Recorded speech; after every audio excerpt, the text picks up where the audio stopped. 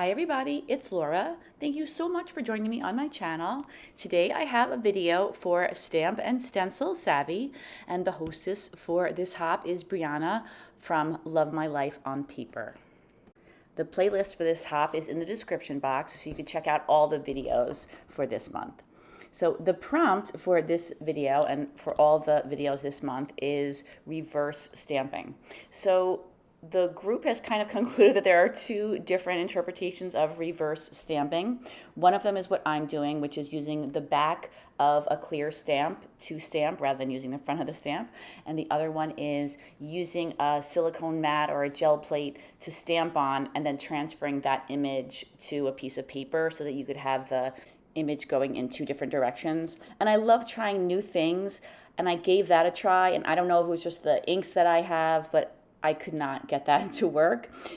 So I'm using the back of my stamp on this layout, and I'm using a combination of Distress inks and Distress Oxides to stamp flowers in a number of different sizes. And I picked this stamp set up from a crafting thrift store that's near me, so I don't know the name of the manufacturer because it was just in a plastic bag. But I'm using 3 different size stamps, and I tried using the back and then flipping the stamp around and using the front. And that's, I think, really part of reverse stamping, but I didn't end up liking those. You can see they don't look bad here, but when I cut them out, I didn't think they looked that great. So I decided to just use the reverse stamped images on my layout. And I will say that the one thing that I did had nothing to do with the technique, but I ended up cutting out the flowers, and even though they were 3 different sizes of stamps, the flowers weren't that different in size once I cut them out.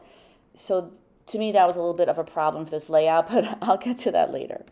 So I started out thinking I would just use a whole bunch of hues of pink, and then I decided that I also wanted to add in blue and yellow. So I made just an outrageous, ridiculous number of flowers. I'm not sure why I made so many, but I guess just in case I needed a certain color, I stamped a whole bunch of flowers and then I fussy cut them out. Maybe I was procrastinating actually getting the layout put together because I was having some scrapbooking block issues. So I did end up making way too many flowers, but I use a number of them on the layout, and hopefully I can use more on other layouts.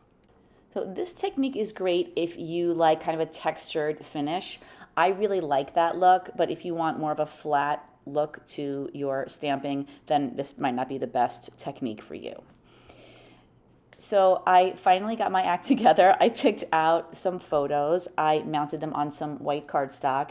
And then I found a collection in my stash from Simple Stories called Good Vibez. And the colors matched really well with the colors that I chose for the flowers. But the theme of the collection didn't really go with my photos. But I worked around it by just picking out a very select number of embellishments. So I almost forgot to say that I'm using a sketch from Paper Issues.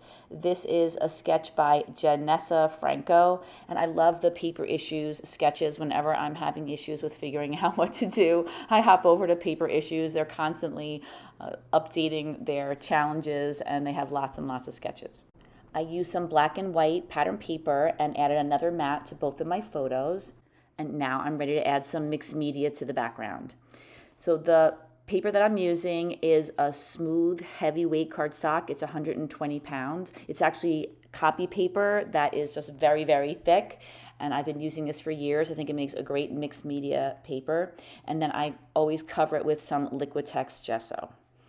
So now I'm adding some sprays to my background. I use 2 Shimmerz paint sprays. One is a spritz called Cotton Candy, and the other one is a Vibez called Think Pink. And one is a little bit lighter and one is a little bit darker, and I think that makes for a nice combination and some variation in the color.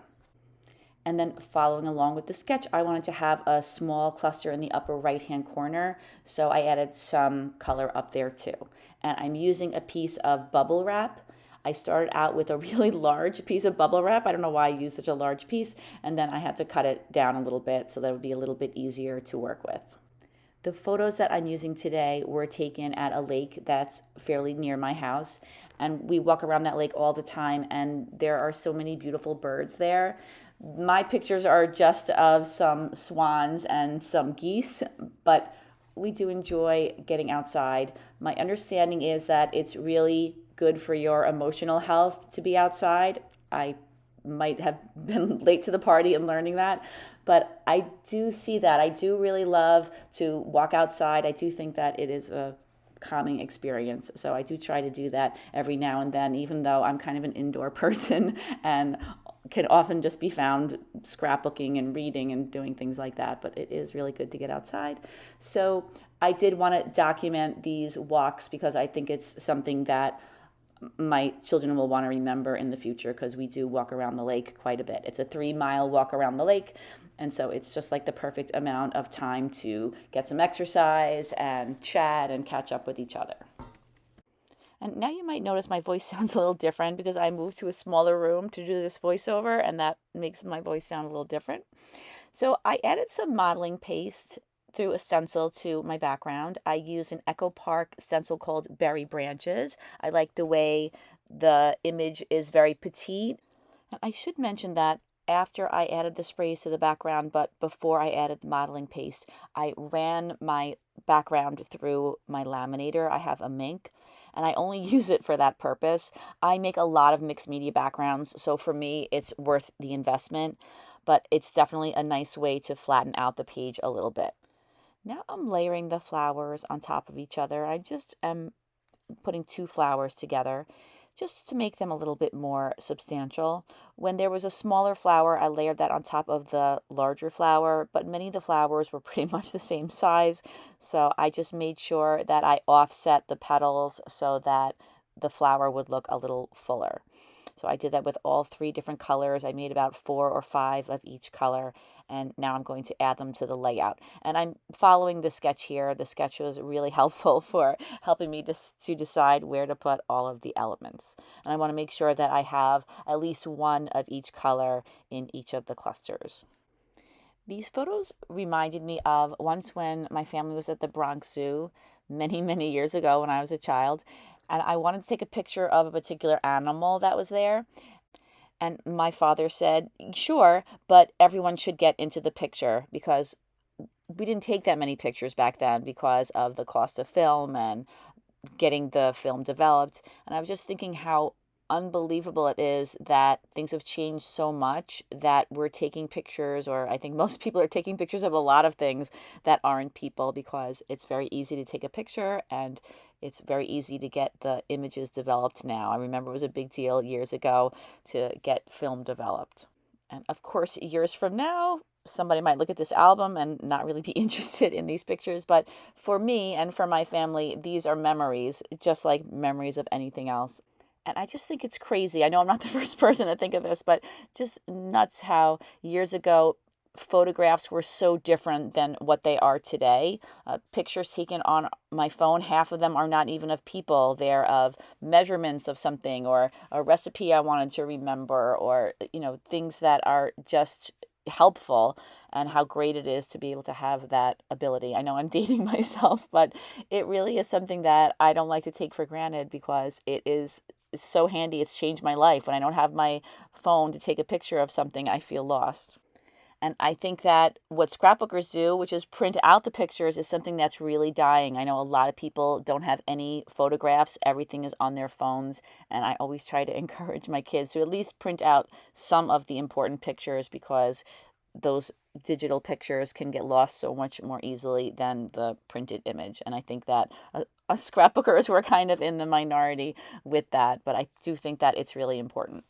So anyway, I added a title. It's from the chipboard sheet of this collection. It says Good Vibes, and that's something I always feel when we walk around the lake. I picked out some chipboard hearts. There were only 2 of them, so I had to use a sticker for the 3rd heart that I put at the top of the layout. And then there were some feathers, so I thought, perfect, I'll add the feathers to my layout. And then I was thinking that I might want to add a piece of pattern paper behind my mixed media background. I feel like this layout could really use it.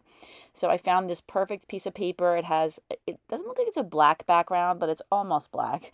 And then there are lots of little tiny flowers. And I thought that would be a good pattern paper to mat my layout on. So I gutted this paper, and then I attach it down to a piece of paper that I have that I know that I'll never use.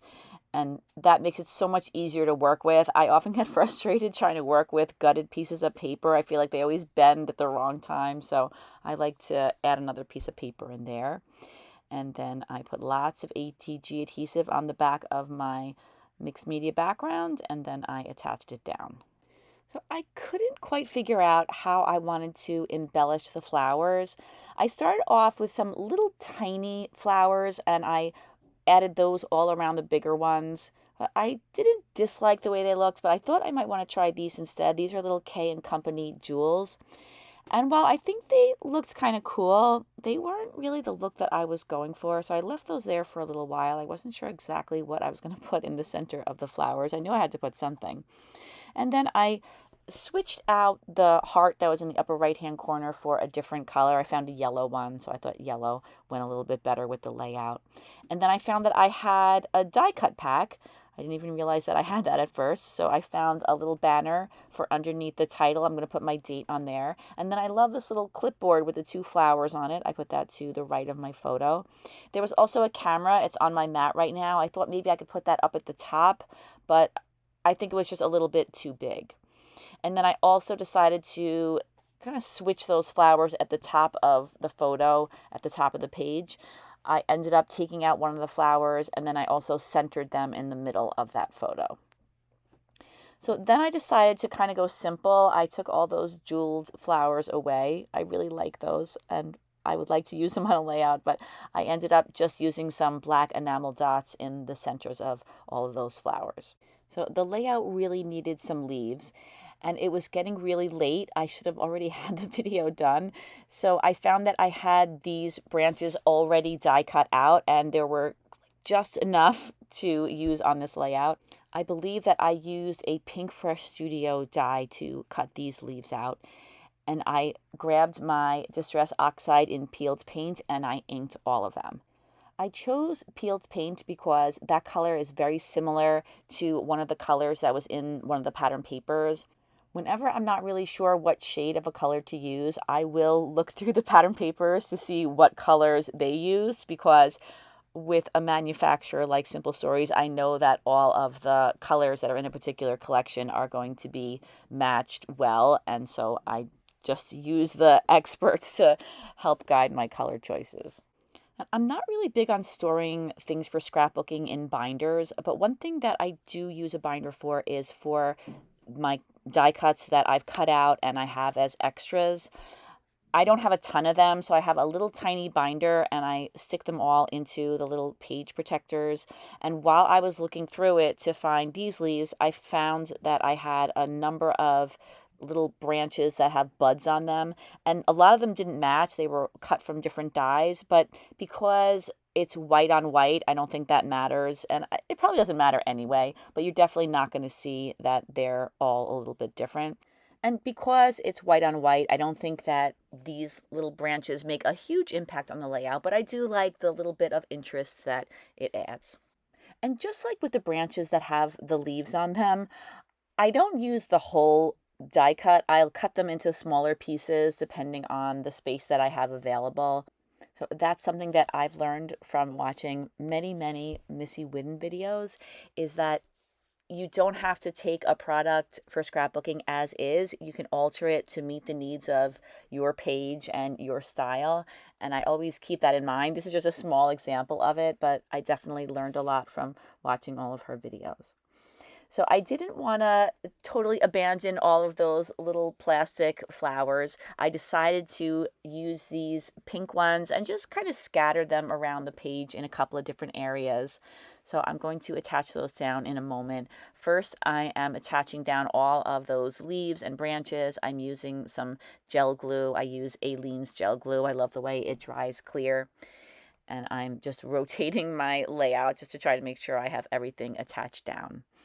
I put a small black enamel dot on a chipboard flower that's between the 2 words of the title, and now I'm using my Glossy Accents and attaching all those little flowers down.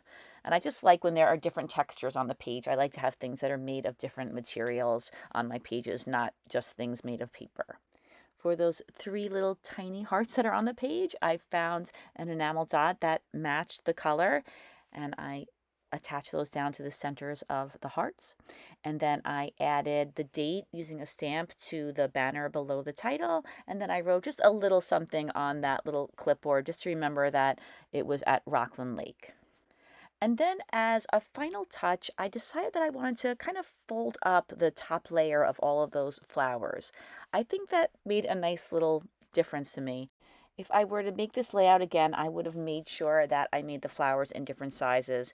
I think when all the flowers are the same size, it's not as interesting and the clusters look a little bit more clunky or maybe chunky, not as delicate looking. But that's okay. I really do love the texture that the reverse stamping gave the flowers. So that turned out fine. And I think overall it turned out okay. I am happy with it. I am glad that I am finally finishing this video so I can get it up on my channel. And I hope that you enjoyed this video. Please don't forget to take a look in the description box where there's the playlist for all of the scrapbookers who made videos for this month's prompt. I have to say that this hop has really changed the way I looked at stamps and stamping on scrapbooking layouts, and I hope you'll give some stamping a try on your scrapbooking layouts as well. I hope you have a fantastic day, and I'll see you again soon. Take care, everybody. Bye-bye.